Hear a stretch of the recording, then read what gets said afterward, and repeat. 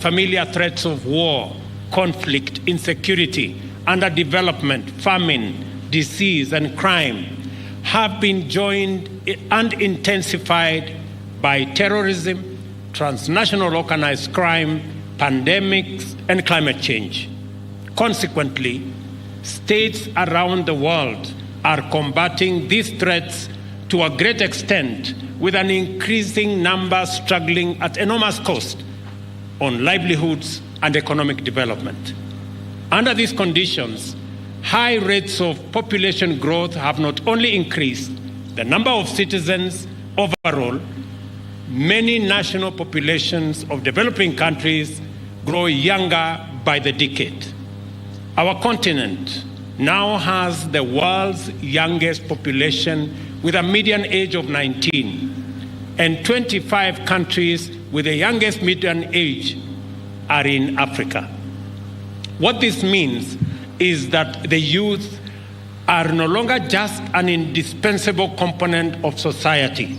They define the basic character of our nations and determine the direction and speed of our journey into the future. Depending on the effectiveness of the measures taken to prepare for the present and future, young people are likely to inherit the problems that bedeviled older generations and struggle under their worsening impact. This is the essence of the two contrary perspectives of Africa's youth phenomenon. On one hand, there are opinions which see in the population explosion the threat of serious instability on account of having too many young people who are unemployed and vulnerable to various socioeconomic, health, security, and climatic shocks. To this school of thought, the young people represent a ticking time bomb, which will explode sooner or later into a myriad of acute socioeconomic and political problems. On the other hand, there are perspectives which see in the youth a stronger capacity for effective harnessing globalization, innovation, and leadership in newer, more positive directions. Contrary to the youth bomb perspective, this standpoint perceives the runaway budding of our population as a singular opportunity to harness a demographic dividend by utilizing the youth as an agent of harmony and stability, frontline actors in combating various threats, drivers of greater productivity and intensified competitiveness. Both perspectives are right.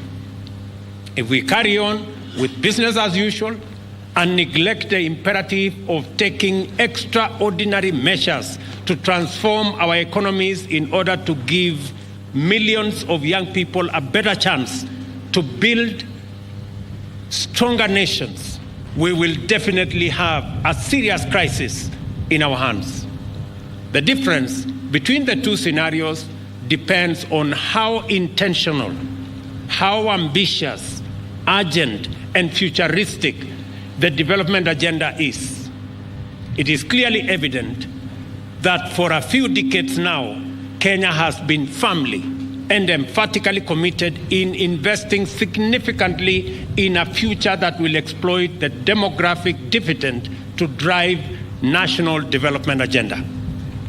This is for a while now. Primary education has been free of charge, with huge subsidies in secondary education and even university education under the bottom-up economic transformation agenda. The bottom-up economic transformation agenda will not implement itself. On the contrary, our best chance of actualizing the Kenya we want in social, economic, political, and even cultural terms is by wasting no opportunity in equipping our young people with the skills and capabilities that are not only competitive and relevant in the current global market, but also firmly aligned with the imperatives of the radical transformation of our economy. Our review of the CBC, increase of teachers, infrastructural expansion of learning facilities, development of technical and vocational education and training institutions throughout Kenya represent one side of the positive interventions aimed at securing the greatest share of youth dividend to power national growth. The other component of these measures are strategic interventions set out in the bottom-up economic transformation agenda in order to significantly enhance the productivity of labor across 5 priority sectors, create millions of jobs for young people over the next 10 years, provide necessary infrastructure and support for them to engage in innovation and creation, as well as other forms of employment in the digital economy.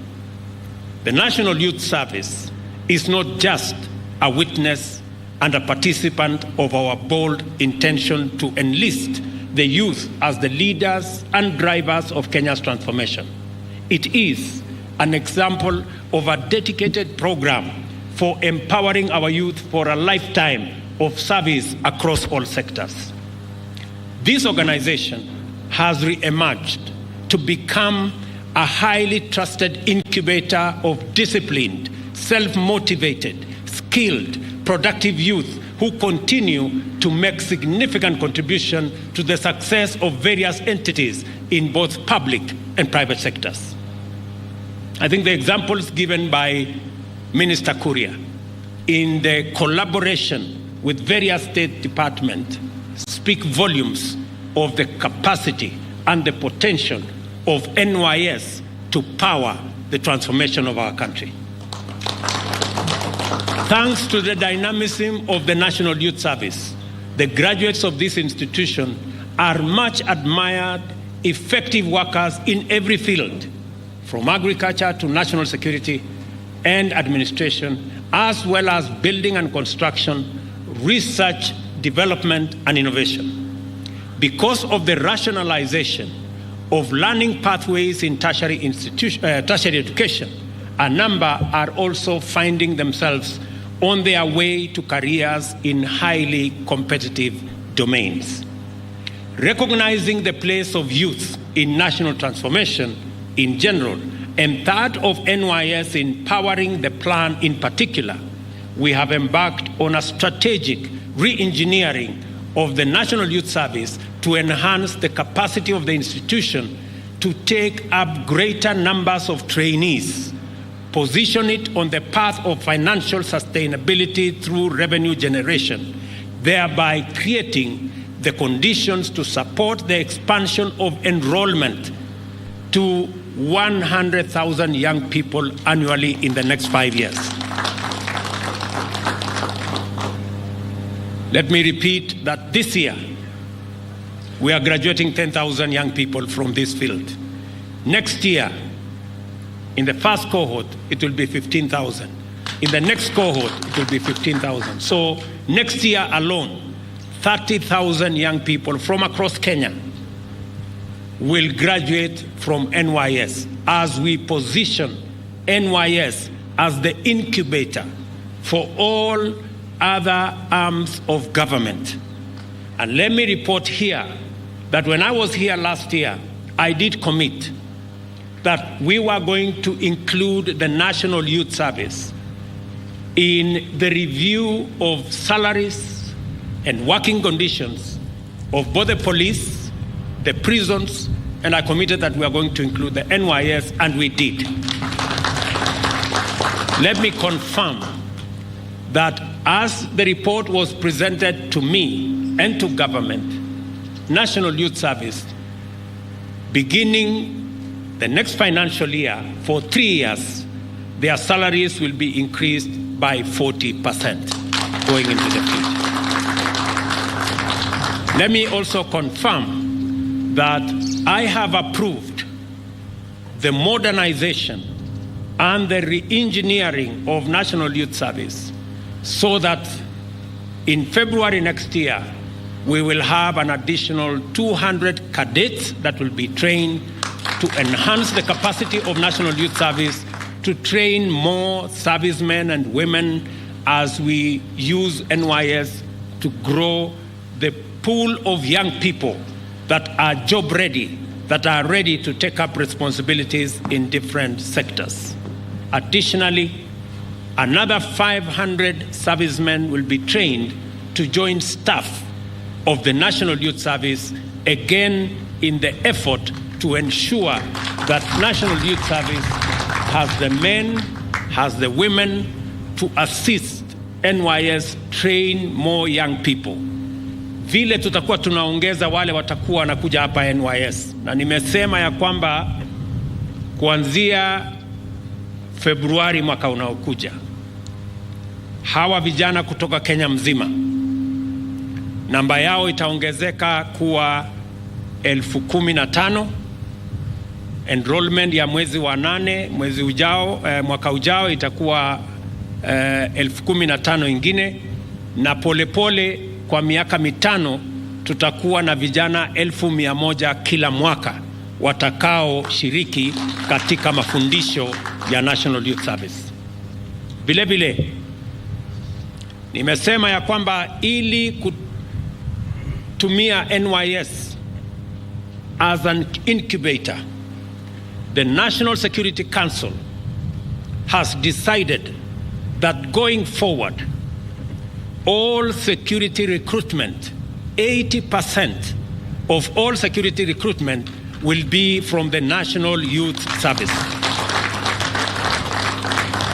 Wale vijana wote sasa tumeamua kama baraza la usalama katika taifa la Kenya kwamba wale wote watakaoajiriwa kwa jeshi la Kenya, kwa polisi wa Kenya, Kenya Forest Service, Kenya Wildlife Service, 80% watakuwa hawa vijana ambao wamefuzu kutoka National Youth Service. Vile vile tumekubaliana ya kwamba National Youth Service katika ile harakati ya kupanga vijana watakaoenda kufanya kazi katika nchi ya nje, already we are concluding negotiations with Germany, we are concluding negotiations with Saudi Arabia, we are concluding negotiations with another 8 countries on export of labor. And the National Youth Service is going to be the central organization for pre-deployment training so that Kenyans understand what they need to do when they go out for work as labor that is exported from Kenya.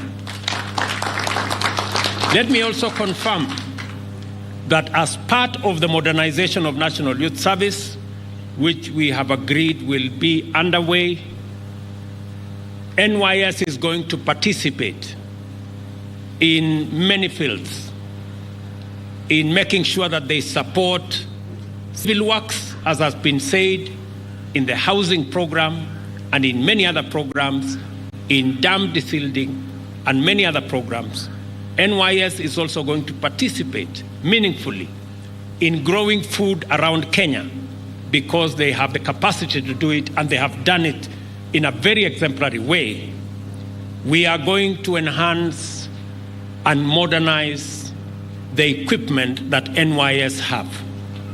As part of that modernization program, the negotiations I had with Prime Minister Modi last week of the $250 million that we negotiated for agricultural mechanization, 50 million or 7.5 billion Kenya shillings is going to be made available for agricultural mechanization of the National Youth Service. I am therefore instructing the Minister, Moses Kuria, to liaise with Minister Professor Ndungu to facilitate the expedition and expeditious plan to make sure that NYS benefits from the facility that we negotiated last week with the government of India.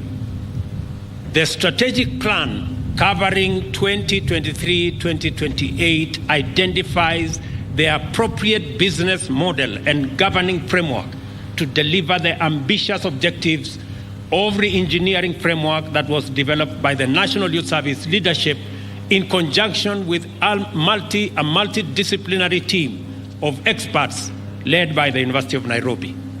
It is important that the National Youth Service doesn't just offer theoretical and practical training within its campuses, but it also tests its output in the marketplace in order to constantly improve its relevance and competitiveness while generating revenues to sustain its programs. I welcome the suggestion by the Governor of Nakuru to work with the National Youth Service in your TVETs and in your vocational training colleges. We will make this facility available for you, for your facilities, so that we can use this facility to support your TVET and your vocational institutes. Already, the National Youth Service Reengineering Blueprint is bearing fruit. The service has already expanded the acreage under food cultivation to support the food and nutrition security component of our agenda, from 1,600 to 2,500 acres already under production. The National Mechanization Program under the Ministry of Agriculture and Livestock Development is an opportunity to enhance the activity in the Mavoloni and other river field units after the completion of the mega dams intended to supply a total of 1 billion liters of water for irrigation, among other uses. And I look forward to looking at that plan, and I look forward to being brief about the development of that plan so that we can support it and actualize what NYS has planned to achieve. Similarly, it is commendable that the infrastructural expansion of NYS itself is relying on its internal skills and capacities. The construction of the Yada Field Unit will, for instance, use over 80,000 interlocking building blocks in building 6 new classrooms by February 2024. As a result, the Advanced Building School will be able to relocate from this campus to Yatta, thereby creating space for additional recruits, as I said, for the next cycle of recruitment. I congratulate the National Youth Service for completing the development of infrastructure which had remained stalled for many years. Barracks with capacity of 700 people, together with classrooms which accommodate 150 trainees, each have now been completed, and with the fabrication of 10,000 beds by the NYS Engineering Institute, the service will now be able to increase recruitment, as I said, from 10,000 to 15,000 at the next intake as we embark on the journey to ultimately expand capacities of NYS. For its part, the National Youth Service Mechanical and Transport Branch continue to drive self-reliance through the promotion of efficiency in the management of vehicles, plant, and equipment to profitably serve trainees and other stakeholders. For example, trucks and excavators have been leased out to the East African Portland Cement Company to support mining operation, and similar arrangements have been implemented in Machakos, Makueni, Elgeyo Marakwet counties, among others. I take this opportunity to also highlight the outstanding contribution of the service to the National Tree Planting and Landscape Restoration Campaign by propagating 35 million seedlings in various field units across the country, planting 10 million of these and making the balance of 25 million available for sale to various public and private sector entities. It is commendable that the service has committed the revenues generated from this exercise to the propagation of 3 tons of seeds of assorted species to the tune of 50 million seedlings by June 2024. Elsewhere, the NYS is collaborating with the State Department of Interior to desilt the tributaries of River Nyando and clean canals connected to it in order to prevent flooding during heavy rains. This program has now been extended to Nyakach, where dikes are also under construction with the same objective. Further, the service has now developed a mature and effective collaboration with the National Police Service in crowd control, securing strategic installations, the provision of emergency response services, including at the Integrated Communication Command and Control Center that is now very useful even as we manage the El Nino challenge. These examples demonstrate how busy the NYS is in meeting the great demand for its capacities in many sectors, and therefore its emerging role in taking our young men and women to the center of productive involvement in national transformation. The National Youth Service, ladies and gentlemen, therefore provides an eloquent answer to how Kenya has approached the youth question. We are systematic, intentional, and determined to succeed in equipping our nation's young people with capabilities and capacities to contribute effectively to the radical socio-economic transformation of our country by developing their knowledge, skills, talents, and abilities to make sure that not only is every single Kenyan youth productive, but that they are competitive enough to hold their own anywhere in the world. Every day, through consistent investment, robust strategy, and deliberate implementation, we bring the nation closer to the abundant fruits of our young and youth dividend. With our youth, our investment in the future is secure, and our capacity to confront the daunting challenges of today and tomorrow is strong. The National Youth Service is therefore an iconic institution whose entire identity represents the power of our national values in action, the promise of reimagining Kenya's nationhood irrevocably anchored in our national values and our capacity to face a complicated and uncertain future with a lot of confidence.